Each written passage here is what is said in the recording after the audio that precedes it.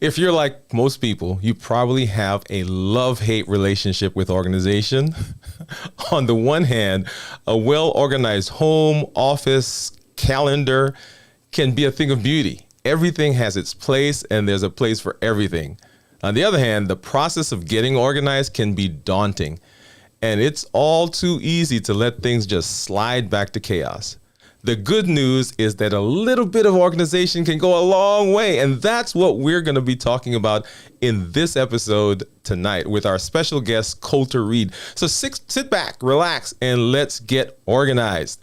If you're new to me, I'm Dr. Dwain Woode. That's Wood with an E. The E stands for endocrinology, and on this channel, I help to educate you, empower you, and encourage you to take charge of your life and your health. Avoid complications, live the life you've always wanted, and go to the next level. So glad that you're here. If you're new, we want to welcome you. We want to invite you. We want to put our arms around you in this community. So put new in the comments and we'd give you a hand clap and some music to get you guys here. If you are watching this on the replay, we're glad that you're here. Go ahead and put replay, hashtag replay in the comments, and we love to respond. So if you have questions also, go ahead and put those in the comments, put a Q and a colon in front of it so that we will know that that's something that we need to get to. And we try to answer we answer all the questions that we get. So if you're not here, or if you're here, if you're on another platform, and come on over to YouTube, but if you're there and you want to connect with us, go ahead and send us a message through any one of our social media platforms, Dwain Woode MD. You can find us there. So glad that you're here. If you had a great weekend, I'm excited. It's Monday and we're getting into the week. We are just, I think, a little like 50 some days away from the new year. And I'm excited. This is one of my favorite times of the year. And as we always do, I've got a shout out, and I'm wearing, let me move this away. So I'm wearing the Oakwood Adventist Academy shirt tonight. I am a product of Oakwood University, and on the campus of Oakwood University is Oakwood Adventist Academy. We love them. We love what they're doing. There is kindergarten all the way up through high school. So guys, a shout out to you all, to Principal Dent and Miss Callender. Love what you're doing with our kids. Okay, so shout out to you all. I've got this. I've got a hoodie that I got today. I've got a green shirt that I've got today. And then I went over to Dennis Uniforms, and I've got a couple of names, Heather, Christy, and Karen. If you guys are out there, thank you for helping me today. I went over there as I was on my way home to grab these. And like I said, they're very good salespeople, by the way. I went in for one and I got three. I got a hoodie, I got 2 shirts. So once again, you guys, Heather, Christy, Karen, thank you all for what you're doing. And if you are in town, as you know, Dennis Uniforms does all of the schools in area, and I understand that they also do some people from some schools from Atlanta and some other places. So thank you once again. Shout out to you all. And once again, thank you at Oakwood Adventist Academy for all you're doing. If you are following us, you know that we've been doing lots of things, right? So this is Diabetes Awareness Month. 37 million people in the United States, 463 million people around the world with diabetes. And we've been emphasizing diabetes awareness. And we are doing a show on diabetes every night or every day as we go through the month. And after this show at 9:30 tonight, we're going to be coming back and we're going to be doing our next episode of our series. So make sure that you come back and make sure that you stop in to see that. And then finally, in terms of what we've been doing, we started probably about 6 weeks ago, our new start. So nutrition, exercise, water, sunlight, temperance, air, rest, and trust.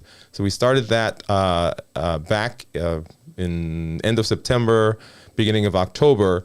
And we took a break for this month because it's Diabetes Awareness Month. We'll come back and we may add some of those into what we're doing, but we'll come back and talk about that later.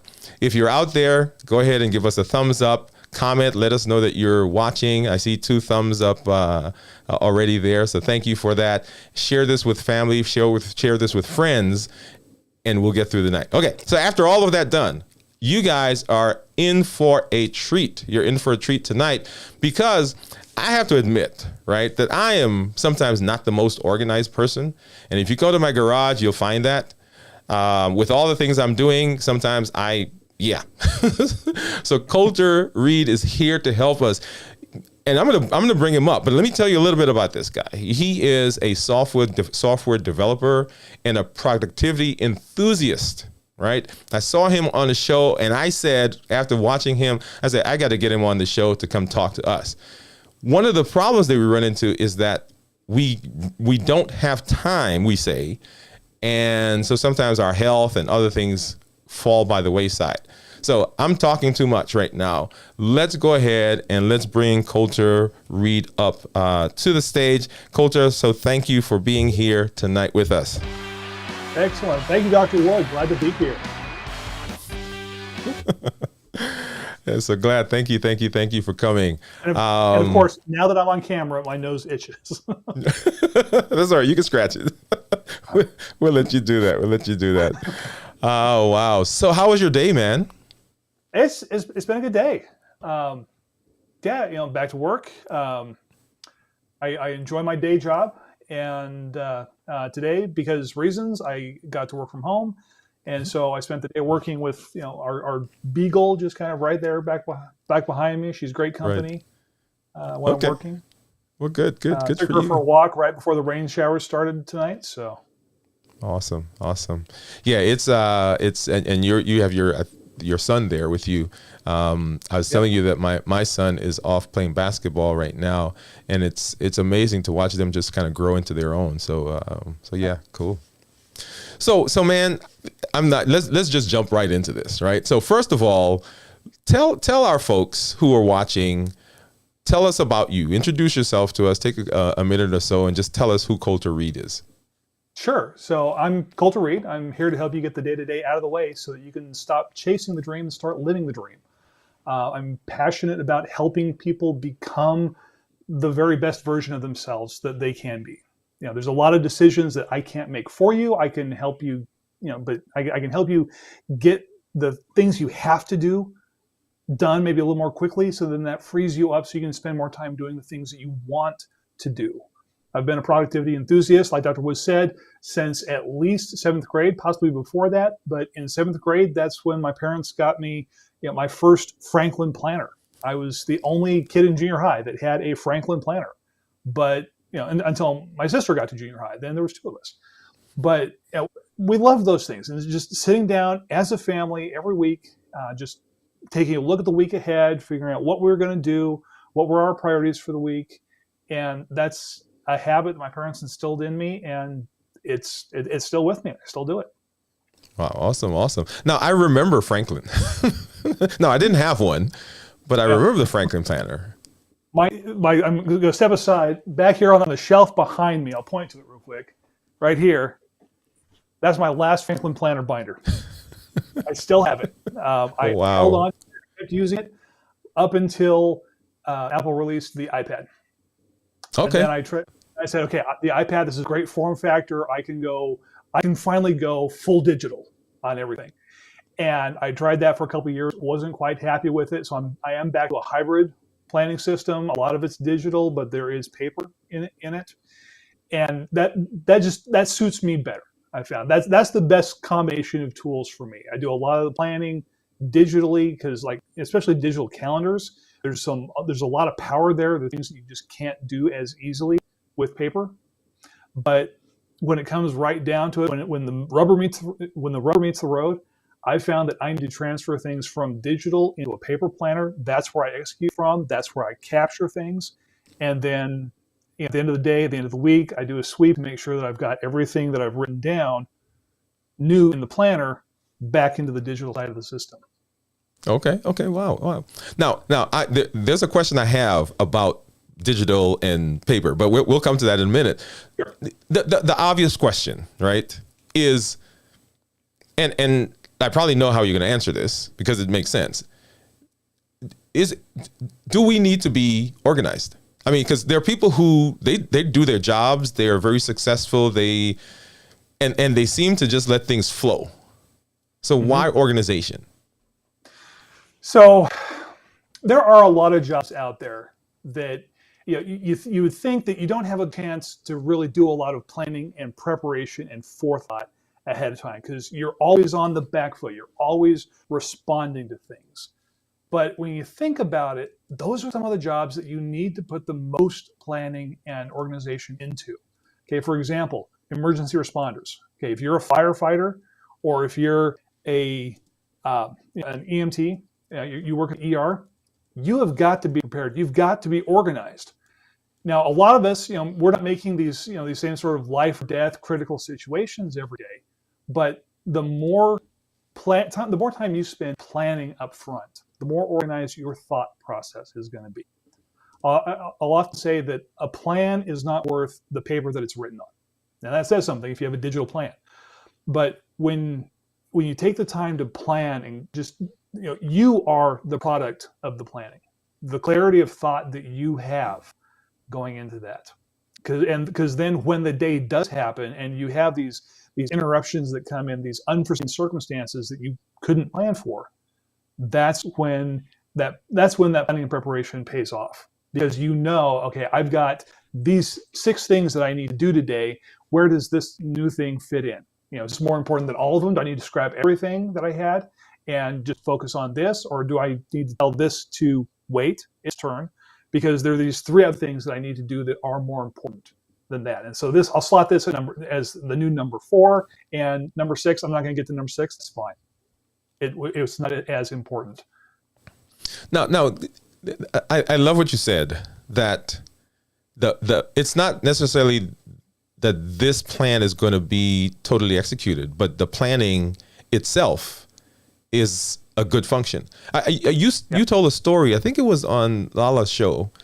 I don't know if it was Patton or one of the generals. Somebody asked him, why are we doing this? Because we're going to scrap it once we land anyway. Tell us that story if you remember it. And what was happening. Do you remember? What was the story? So I know that Patton was famous for saying a very similar thing. That a plan is not worth the paper that's written on, but the value of planning is what it is, because it through the planning process you think through everything that could possibly happen, and the plan that you come up with that might be invalidated as soon as you clock in. You got an email overnight, and now there goes your day. There goes your plan for the day.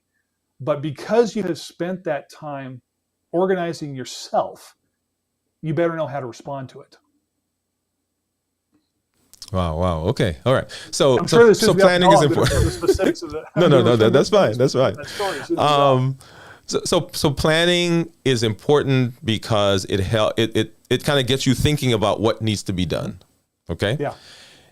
Now let me be honest. And we were talking a little bit earlier before we came on show that there are some things that I want to do, for instance, in December, right? We've got Vlogmas that's coming up, and I'm planning that. I got my calendar. It is so easy, right, to get started. For instance, a lot of people for their New Year's resolution, you know what they're going to be planning to do? Be more organized. That's what they're going to write. Yep. And they're going to do that. January 1, they're going to hit the ground running, and January 2nd, 3rd, 4th, 5th.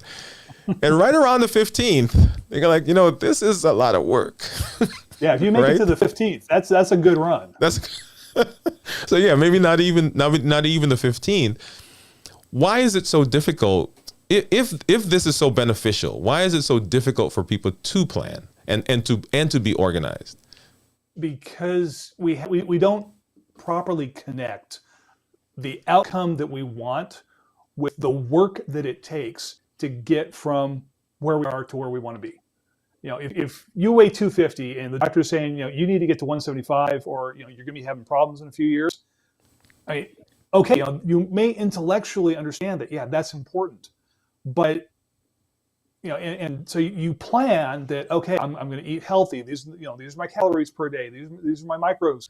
And you start off, like you have a nice healthy breakfast, you have a salad for lunch, and then 3 o'clock hits and you get hungry. All your resolve starts to go out the window because in the moment we focus on the short-term need of I'm hungry. I'm not used to this uncomfortable feeling. And so we start making these short-term decisions that take us off course from where we want to be. Okay, and I'm not speaking to others here. I'm talking to myself here. My doctor wants me to lose a few more pounds. I've made good progress. I'm supposed to lose a few more. And the way that I connect with that to make sure that I'm still working on it, I'm still making progress, is I'm not just thinking about playing with my kids, but I think about playing with my kids' kids.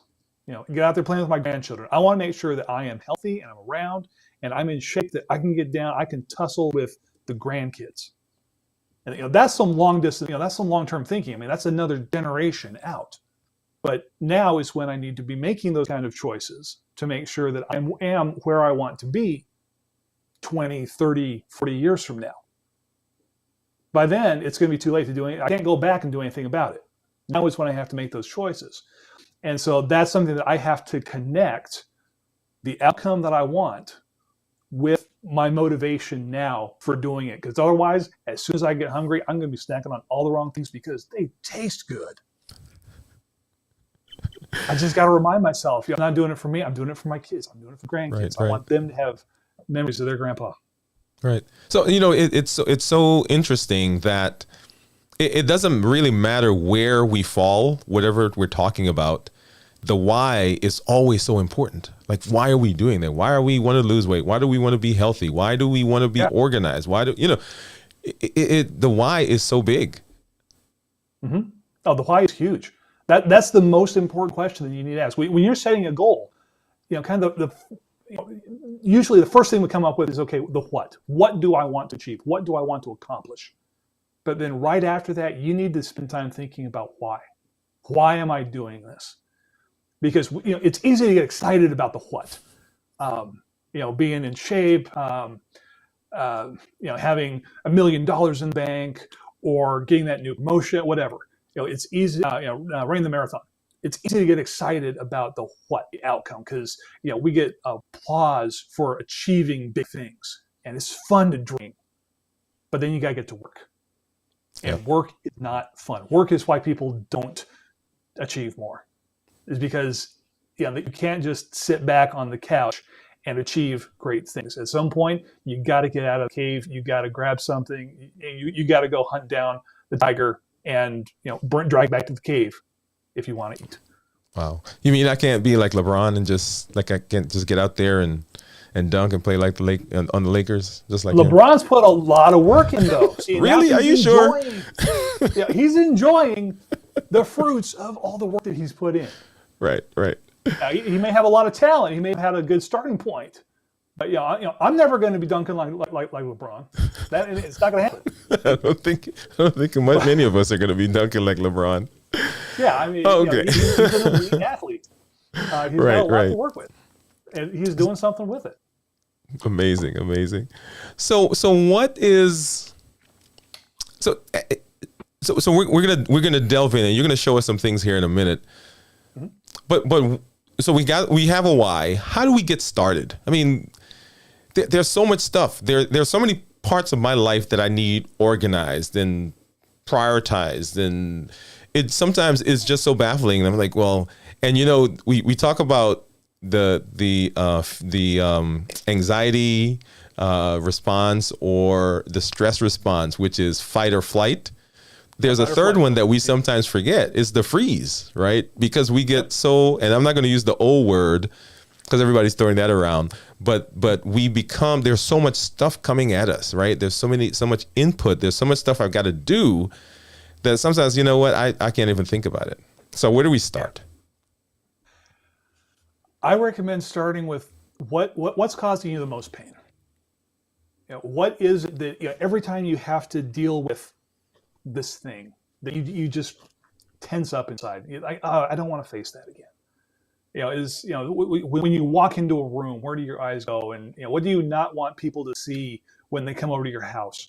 I do a lot of automation things because if you can automate a process, then you can stop thinking about it and you can just let the process happen. You don't have to solve the same problem over and over again. And so I try to pay attention to, okay, what am I doing over and over again? Is there some way that I can automate this so that I get the same predictable results every time, rather than having to remember, okay, what did I do last time? Now, we talk about automation, and it's easy to think that we're talking about complex technological things. And they can be. I mean, I've got a button here on my desk that'll turn the lights on and off behind me, make them change different colors. I'm not going to do it right now because we're live. But that's the sort of thing that I do it frequently enough that, yes, there's a technical solution for that. But automation can be something as simple as a checklist. I'm getting ready to go live. What are the things I need to do? Like putting the computer in do not disturb mode. Turn off notifications, restart. Make sure that the door is closed. Make sure that the family knows I'm going to be recording. Just these simple things that once you figure out what works, write it down. Create a checklist for yourself, and then the next time you go to do it, you have something that you can follow. If you ever find yourself wishing, like, oh man, I wish I had instructions for how to do this, take notes on it. You're solving the problem so you can do it now. Leave yourself notes for next time, because you're going to come back in 6 months, and you're going to have to do it all over again. Do you want to rediscover, okay, how do I get the smoke alarm off the ceiling and make it stop beeping? What kind of battery does it need? What kind of filter does the furnace need? Write these things down so that you don't have to solve the same problem over and over and over again. I mean, unless you like doing it. If you enjoy solving the same problem over and over again, go for it. Right. Wow. Now, and guys, as I'm talking, as Colter's going through this, I'm thinking about myself. Okay, so the questions I'm asking, this is stuff I want to know. Like, how do I fix myself? So I have, because I use Notion, and I use something called Day One. Okay, so in Day One, I've got a little thing I go through in the morning, and I create a list, and it says what are my goals for today. So I create a list, and I take that and I plug it into Notion, and now I have a note. In my Notion, I've got these things I'm going to do, and so I check them off as I go, or click the button, whatever I need to do. Yeah, that's a great automation right there. At the end of my day, right, I usually take the stuff off of Notion that I haven't done, and I put it back in Day One so that I can, kind of recycle that. There are times when I look at it and the list just keeps growing and growing and growing. Yep. And then I look at it and then I say, okay, I just erase everything off the list and then I just start over. Yeah, is that you can do that? Is that kind of a way to do this? That is. That if that's a system that works for you, there's nothing wrong with that. You have your master list of everything that you want to do in Day One. And then you're doing your daily planning, and it could be daily planning, it could be weekly planning, whatever cadence works for you. You're taking your master list, you're reviewing it, you're saying, okay, these are the things that I'm going to actually get done today. Boom. I do the same thing when I plan. I've got my master list in OmniFocus, and I've got my full focus paper planner, and I go through and I copy down onto paper. These are the tasks I'm going to do. You're doing the same thing. You're just doing it full digital. I'm doing it hybrid. And then you work from Notion. At the end of the day, you check back in, you transfer everything that you didn't do back to the master list so you can track it. And it's growing because you're coming up with more ideas than you have time to do, which is great. That means you're not running out of things to do. Would you rather sit around with nothing to do at 10 a.m. on a Thursday? I'm like, well, I might as well just sit here. I don't. There's nothing written down for me to do. Okay. No, I would rather have a ton of great ideas. And then periodically, you're circling back and you're saying, okay, these were a lot of great ideas at the time that I had them. But now I review them, I don't know. They just don't make the cut now. So you declare task list bankruptcy. So, nope, they're gone. Tasks should have an expiration date. If you don't get it done by the end of the week, nope, not going to worry about it. I need to get this done by December 31st, or nope, it's not going to happen. There's nothing that says that just because you have the idea to do something, that you are committed at that point forever, that you must do it. You can delete tasks just as easily as you come up with them. That's fine. Right. Now, and I know, if you're watching, I'm asking all these quote unquote theoretical questions, maybe, right? But one of the things that happens to a lot of people is that the task list or those goals or these things that they're putting on the list can be depressing, right? Because if you see that list keeps growing, do we have the correct thought process and idea about what these lists are supposed to mean to us? I know that's a packed question. And there's a lot of different ways to come at it too.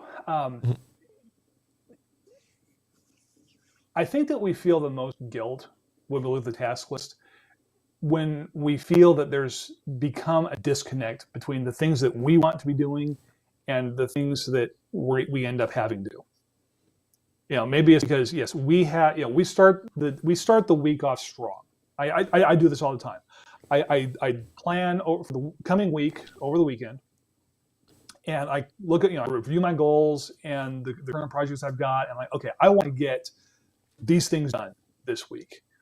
And if the world would just leave me alone and let me work on my plan, I would get so much done. But I don't work in a bubble like that. None of us do. Very, very few of us do. Most of us are out there, we're interacting with other people. They have things that they need us to do. Maybe this is a client, maybe this is your boss, maybe it's your spouse. But there are other people who need us to do things. And maybe they're more organized than we are, maybe they're less organized than we are. Doesn't matter. It happens both ways. But they have things that they ask us to do. And so we have to start setting aside the things that we wanted to do. And pretty soon, if we're not careful, we end up setting aside all of the things that we want to do so that we can work on the things that other people want us to do. And that can be the source of a lot of this regret that we feel. We had this idea for something that really was important to us. It was a good idea, it stuck, it's something that we want to do, but somehow we just couldn't protect the time we needed to so that we could actually work on it and make progress and make it happen. And it's very easy for that to happen. Especially, if you're a people pleaser, you want to be helpful and help other people with the things that they need. But you need to figure out what your boundaries are so that you can protect your time, so that you're working on the things that you want to do, not just the things that other people want you to do. Now, if you are working on important things, these are all good things, then you just have to accept sometimes that you can do anything that you want, but not everything that you want. Right. This is kind of the idea behind the Ivy Lee list. This is a famous story in productivity circles. Charles Schwab was the steel magnate. Ivy Lee cold called Charles Schwab and said, here's the deal.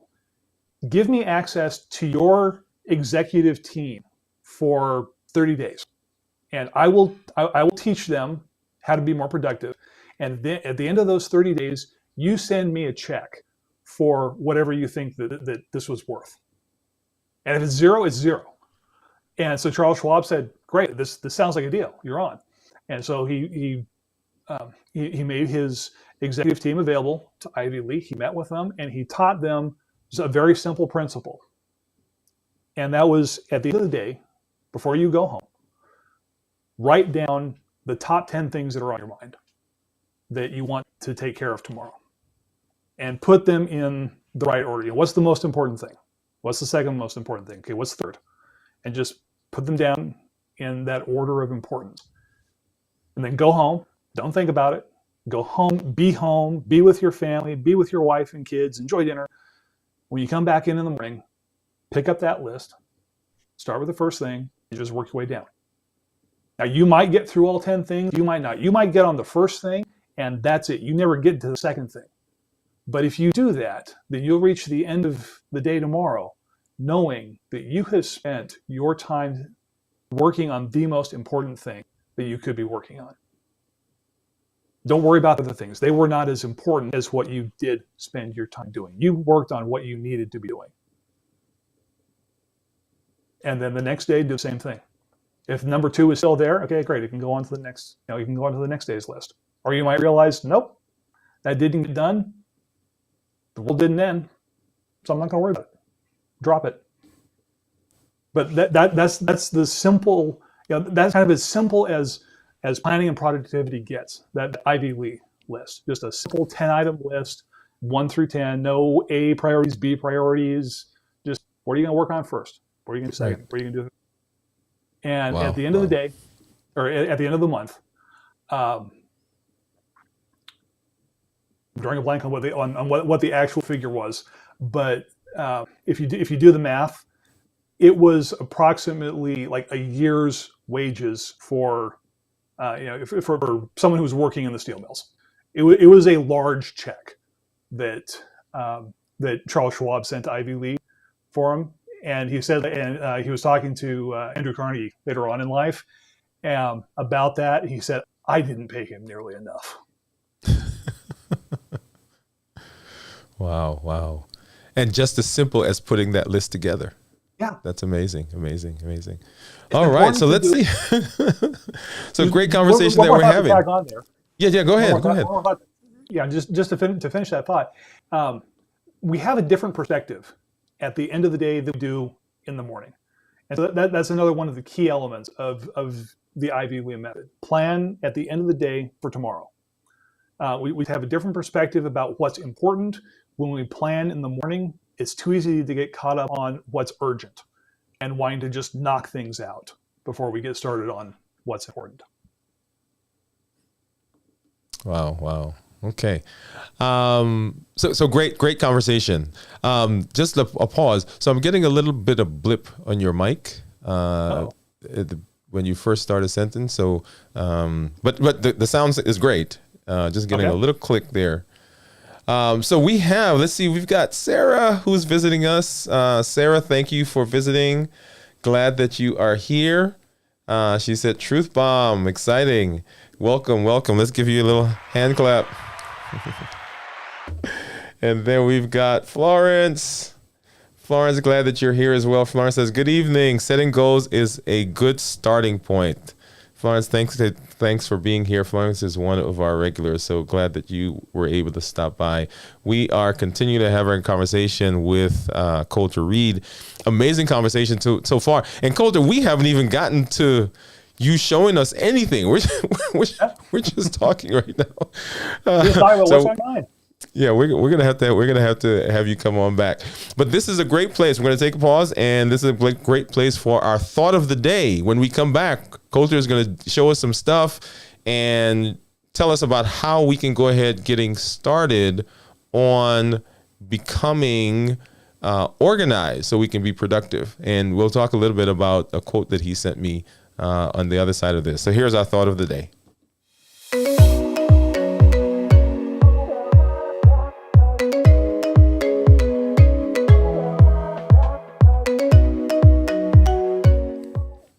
So our thought of the day is this, and I don't know exactly where this quote comes from, but it says that you don't have to be great to start, but you have to start to be great. Let me say that again. You don't have to be great to start, but you have to start to be great.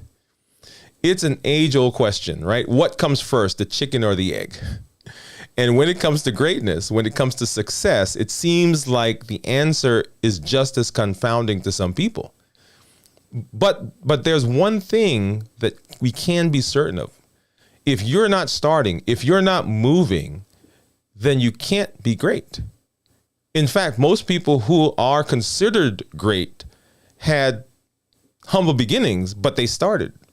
Abraham Lincoln, for example. He was born in a one-room log cabin and had little formal education. Yet he went on to become one of the greatest presidents in American history. The same can be said for Michael Jordan, who was cut from his high school basketball team, but went on to become one of the greatest, if not the greatest. I'm a Michael Jordan fan, the greatest player of all time. So if you're feeling discouraged because you don't think you're great, remember that you don't have to be great. You just have to start, and greatness will follow. As we've said over and over and over, a year from now at this time, do you look back and say, hey, I'm at the same spot where I was a year ago? Or do I say, at least I made a step. At least I got started. At least I've done something. There's that book that's in your head. There's that podcast. There's that YouTube channel. There's that business you wanted to start. There's that relationship that you're interested in. You cannot be great. You cannot be successful until you start. So the thought for today is that you don't have to be great to start, but you have to start to be great. And so that's your challenge. Start wherever you are. Start small. Start wherever you are. Start with what you have. Start wherever you are. And tomorrow you can say, I'm a little further ahead than I was yesterday. That's our thought for today.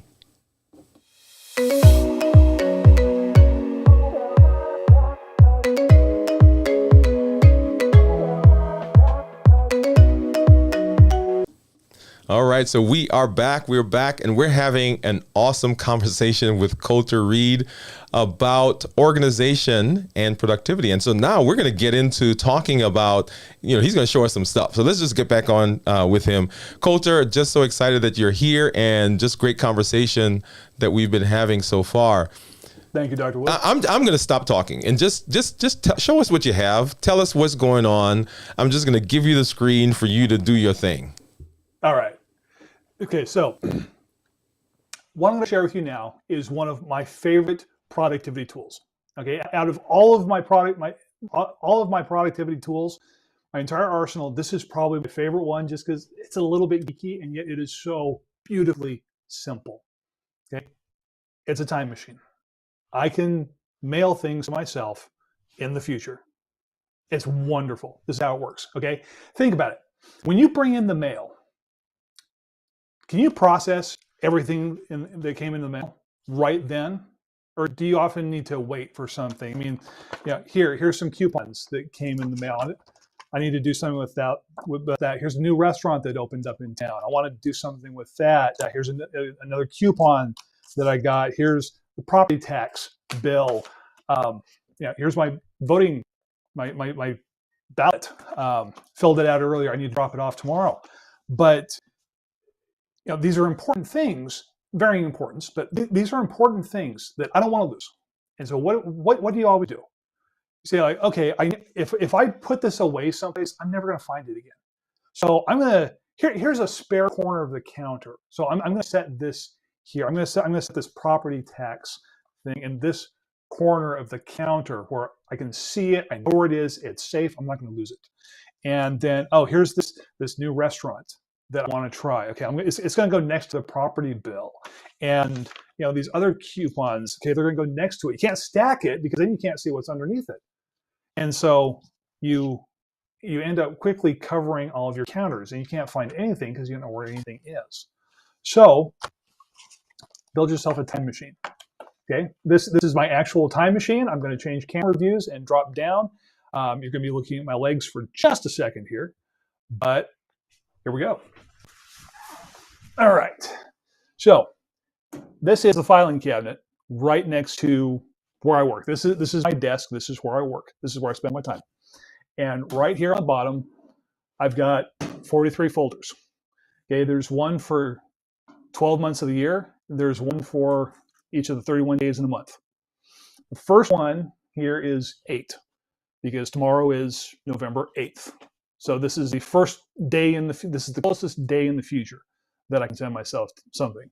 And it goes back 9 through 31. Doesn't matter that November doesn't have 31 days. That's fine. Just it goes there. And they've got December.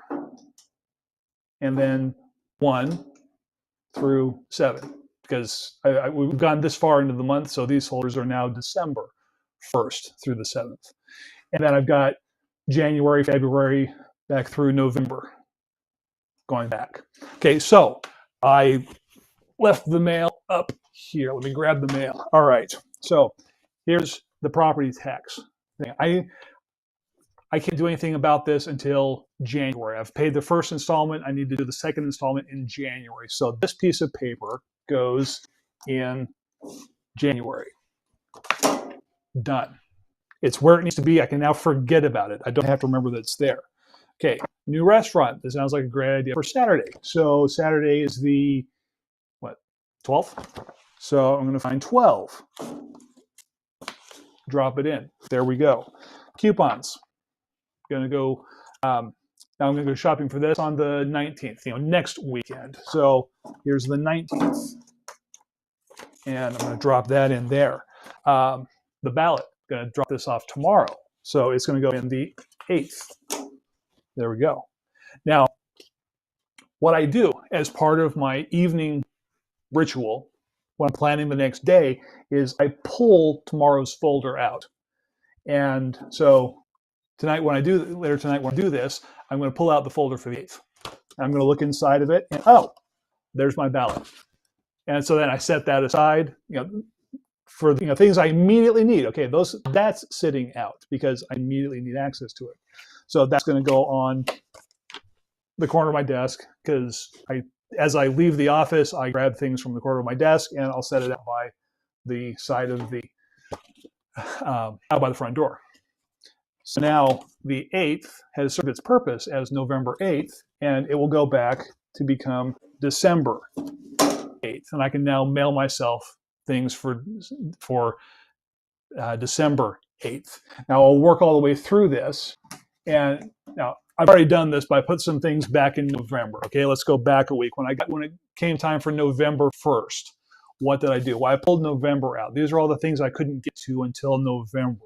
So I pull it out, and I've got a bunch of birthday cards in here that I need to send off. So November is now empty. I can put it back at the end of the year. It's November 2023 now, November next year. And then on these cards, when I dropped it into November, because there were specific dates that I needed to do something for these, I wrote down the date on it when I put it in. And so this card actually, I need to sign it now. So I'm going to leave that one out. But let's see, this one goes on the 13th. So I'll drop that in. I'll see it next Sunday. This one goes on the 20th.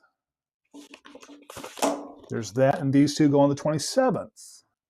And so now I can just forget about it. I don't have to worry about where it is, because these are things that it doesn't matter where they are, but it matters when they are, because there's a specific point in time that I need them to come back to me. And it doesn't take up much space. I wish that it fit inside of one of those hanging file box folders, but it's just a little bit too small. You can fit the folders in themselves in there, but there's not enough room to stick anything in them. But this is just a hanging file folder that's very common in the bottom of these drawers like this. There's a little bit of extra room at the front. The first folder in here is tax documents. I get something in the mail for taxes, I just drop it in there. That's an exception to the rule. I don't drop that into April because I'm going to be doing my taxes before that. That is something that I gather by subject and not by time. And I've also got things that I need very commonly here. Like I've got return address labels sitting there. I've got a file with just stamps because I send out birthday cards. I like using fun stamps. And so I've got all the fun stamps there to use those. So this is a time machine. There are limits to what it can handle. You only send things forward yourself. You can't send things back in time. It works better as just little pieces of paper. And so what if you have something that's not paper that you want to stick in here? Well, that's a great question. One of the things that I track in here is every 6 months, we need to inspect my wife's wedding ring. The jewelry store wants to check and make sure that all the little struts holding it in place are still in working order, and the diamond's not going to fall out or anything. And so every 6 months we need to take it in for an inspection. Now, a wedding ring is small enough. If we wanted to, we could just put it in an envelope or something and drop it in here, and it'd be sitting here unused for the next inspection 6 months from now. But that's not the point of a wedding ring. So what we do instead is just take a little note card. Okay, it says inspect Nicole's wedding ring. And this card goes in March. That's the next time that we need to do it. And we do it every 6 months. So now when March comes up and I process March's folder, I'll pull that out. And here's this card for inspect Nicole's wedding ring. That's my reminder that, oh yeah, we need to take care of this. And so I will just take that card and I will set it on my wife's planner. And then the next time she goes to plan, she hears this card. That is her reminder that, oh, she needs to take her ring in so she can schedule that. And then once she has taken care of it, then she will leave the card for me on the inbox of my desk. And that's my signal that she is taking care of it. And I'll take it, and then I'll take it and I'll drop it in September at that point, 6 months out, so that we take care of the next occurrence. And so if whatever you're trying to fit into the time machine is too large, just get a 3x5 card, write a reminder on it. You don't have to put the actual thing there. You can put a proxy item in there like that. The other thing I just showed you, if there's a specific date that you're going to need something, get a Post-it note, put it on the front, write the actual date that you need it, and then drop it into the month. That little bit of planning up front makes it much easier down the line. Because, for example, when I buy the birthday cards, I go shopping for birthday cards once a quarter, and I buy all the cards that I'm going to need for the next 3 months. And right then, when I have the shopping list, I have all of the birthdays and when I need to sign the cards right there. And so it takes me no time at all to just grab a sticky note, write the name on it, remember whose card it is, and then write the date that I need to sign it on there. And then I drop it in. If I didn't do that, then when I get to November, when I get to December, well, it's been 2 or 3 months since I got the card. At that point, I don't remember whose card it is. I don't remember when do I need to sign it. I'd have to look that up. And so that's inefficient. That's the sort of thing that's going to make me not want to do it. I'm just going to ignore it. And it's not going to get done, which defeats the point. And so taking that little extra bit of time up front to just leave notes for your future self, like, hey, when you see this again, this is what you needed to do with it. Okay, cool, great. Thanks, past Colter. That was very helpful. Do like that.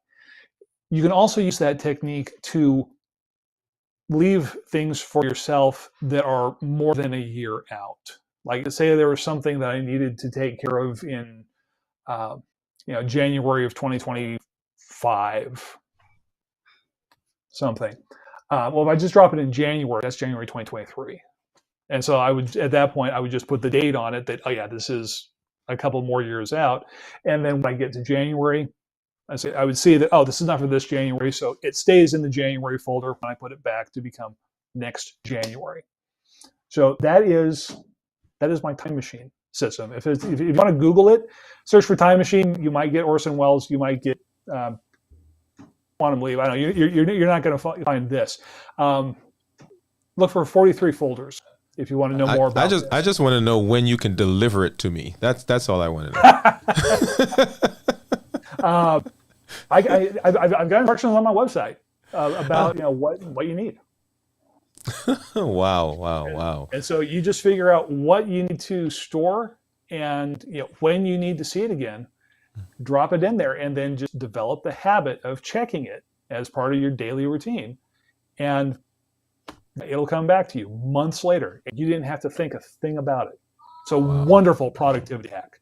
Mm-hmm. So it takes so much of the stress of forgetting things and like, oh, am I going to misplay something? Now, I will say that the weakness of it is you can only look things up by date in here. If I need to look in here and go, oh wait, where was that pizza coupon? I'm going to have to flip through it a little bit to figure out where it was. Right. And so it has its limitations. There's a proper way to use it, but if it's for sending yourself things in the future by date, it works beautifully. I absolutely love this thing. This is the best tool that I've ever found for personal productivity, and because it takes so much stress off of my mind. It lets me think about everything else rather than keeping track of where those loose papers are. Right. To make sure that I don't lose them. They're safe. I will find them again. I love it. Love it. Love it. Love it. Now, quickly Well, before you had a letter or a note Yes. that you wanted to share. That I want to hear this story. Okay. Why don't you go ahead and tell us a little bit about that? All right. So a couple weeks ago, I came into my office, and somehow this note had ended up on my desk. Let me bring up a bigger copy of this so you can actually read it. Okay. Okay. This was my daughter's to-do list for Saturday. This is something that we've started doing, partially just to teach the kids how to keep a to-do list. Write down the things you need to do, because then you don't forget what they are. You can see the progress as you check them off. There's all kinds of wonderful reasons why you should do this. And so, one Saturday, my wife got this slip of paper and wrote out, okay, these are the things that you need to do. Okay. She's got dust your bedroom, including getting up on the top of the ceiling fans. You need to Swiffer your bedroom floor. Get it nice and clean. Wash Dad's sliding doors. I've got sliding doors that separate the office from the rest of the house here. She needed to clean those. She needed to look something up for school. I don't know what it was. She had her ballet rehearsal. She needed to do her French lesson for the day, and she needed to practice piano. Okay, so the blue ink, that's what my wife wrote down. And then at some point, my daughter grabbed a pencil and she added to the list. And she wrote down, no Mario Odyssey on Switch. No Mario, no video games.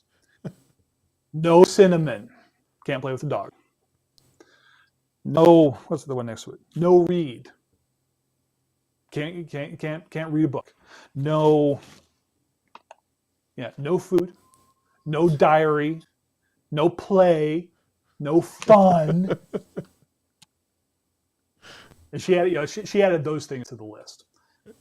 Wow. She might have been a little bit frustrated, but I absolutely love this. I love this note. I've kept it, and now it's scanned. So I have a digital copy of it. Because there's so many great things I can pull out of this. First off, we talked about the Ivy Lee list. The Ivy Lee method of just writing down the things that you need to do, and then work your way through the list. We're a lesson that I took way too long to learn, and we're trying to teach it to our kids faster than it took me to learn it. Was that if the sooner you get done the things that you have to do, then the sooner you have time to play Mario and read and play with the dog and all these things that you want to do. Meet the needs first, and then look at the wants. But there are things that you need to do before you can do the things that you want to do. Now, it's not a hard and fast rule. There are exceptions to that, and I'll talk about one of those in a second. But second, she has created for herself a to-don't list. These are the things I am not going to do so that I can make room to focus on the things that I need to get done. Mm. And that's a valid technique.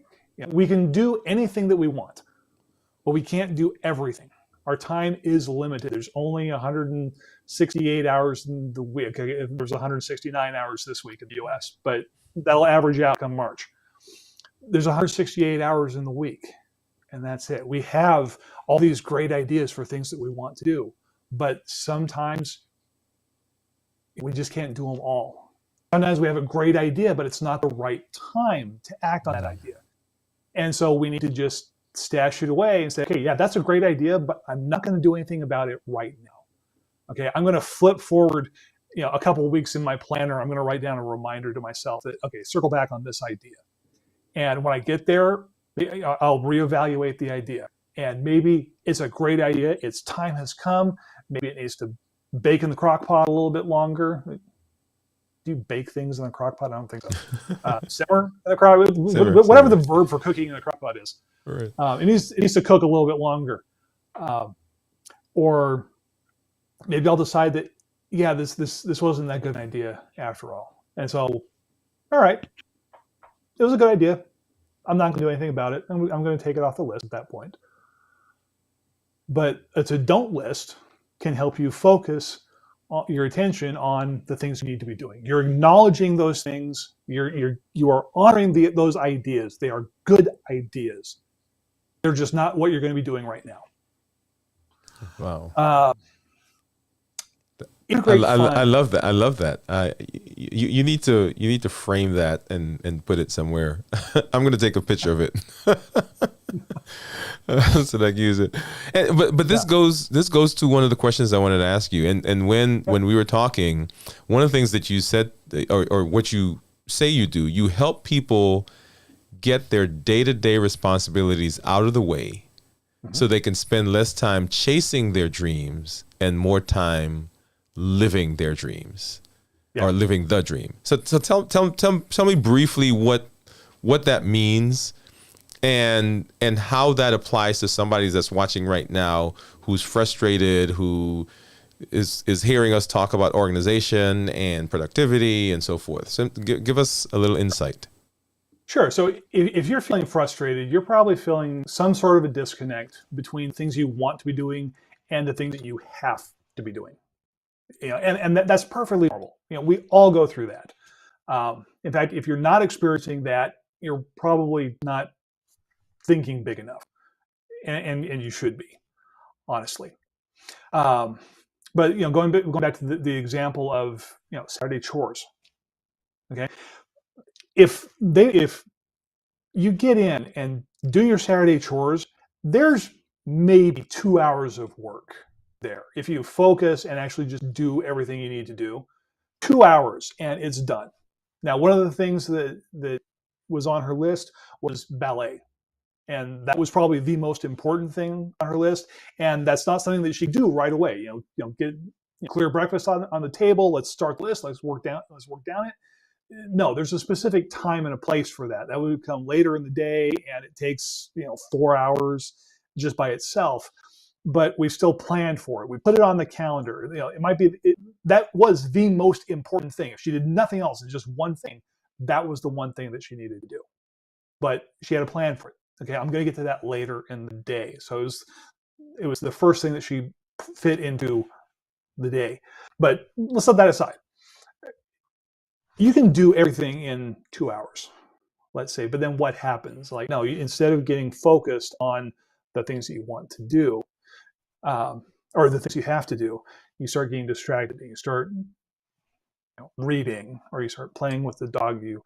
You're asking about, okay, can I play video games yet? And it just starts stretching out. Let's take another example. You want to work, you have your goals that you want to work on, and it's going to take, this much time in the week. But then people start asking you for things. And maybe they're legitimate things that, yep, you're the best person, but maybe you're not the best person. Maybe you need to protect your time from these things. Well, if you start diluting your time, then the time that it takes you to do the things you need to do, starts getting watered down. And so pretty soon you're going to find that you're running out of time. You start letting urgent but unimportant things come in. And that's got to push something out. You only have so many hours in the day. And so if you don't protect your time, then something's got to give.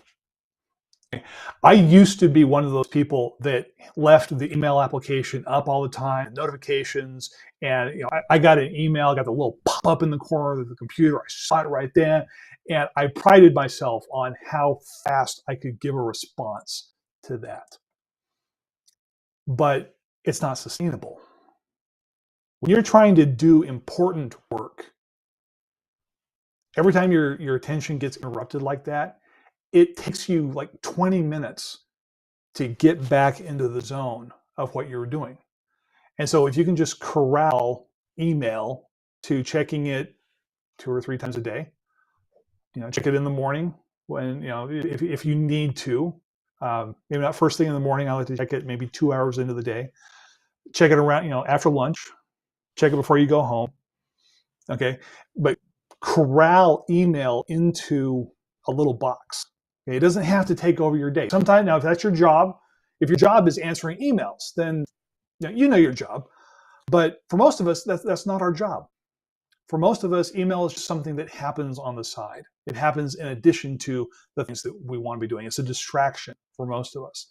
And so if we can put it in its little box, then it's not going to overwhelm the rest of our day. I was going to come back around to answering your question a little more directly. Helping people get the day-to-day responsibilities out of the way.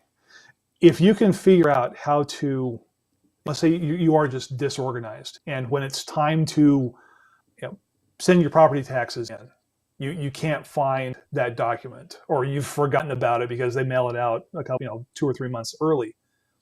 So you have plenty of time to prepare for it, but there's also plenty of time to forget about it. And so your property taxes cost this much if you pay it on time, but if you pay it late, well, now you've got to pay late fees and penalties. Okay, maybe it's not just something once or twice a month like your property taxes. Maybe it's just your cell phone bill. Okay, if you pay your bills late, you start there's penalties, there's consequences for that, and those consequences can add up. Do you want to pay this much for your cell phone plan, or do you want to pay this much for your cell phone plan?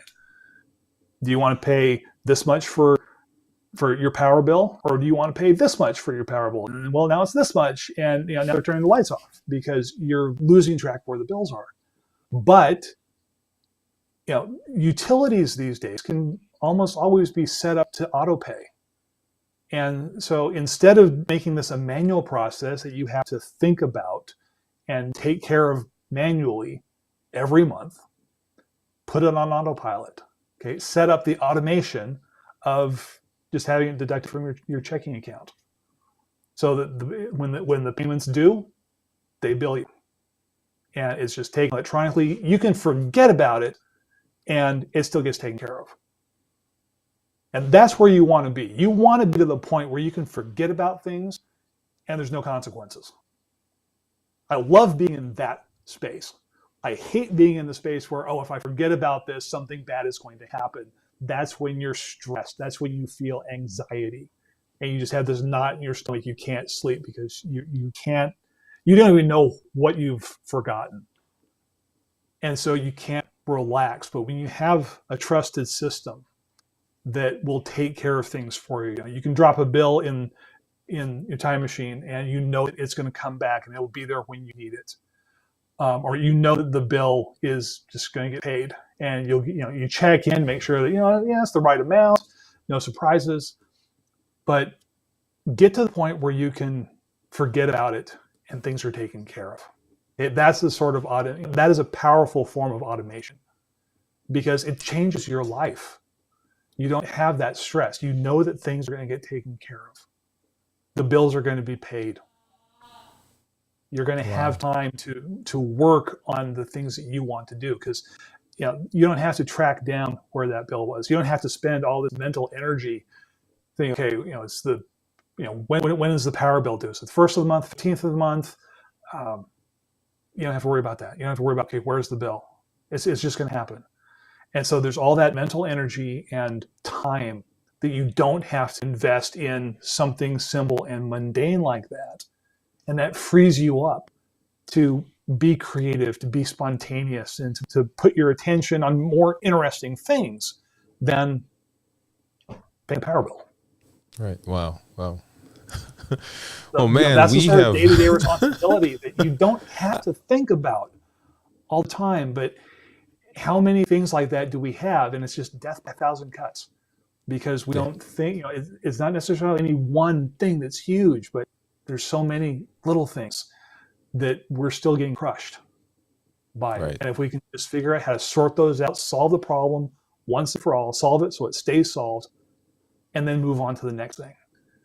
And you start leveling up your life, thinking about higher things. Go back to Maslow's hierarchy. You get the basic needs satisfied and out of the way, and you start working on higher and higher levels of needs until the basics of life you've got down, you've got great interpersonal relationships, and now you're focusing on self-actualization and being the best person that you can be, because you don't have to worry about where your next meal is coming from. You don't have to worry about whether the lights are going to stay on or you're going to turn on the tap and water's going to come out.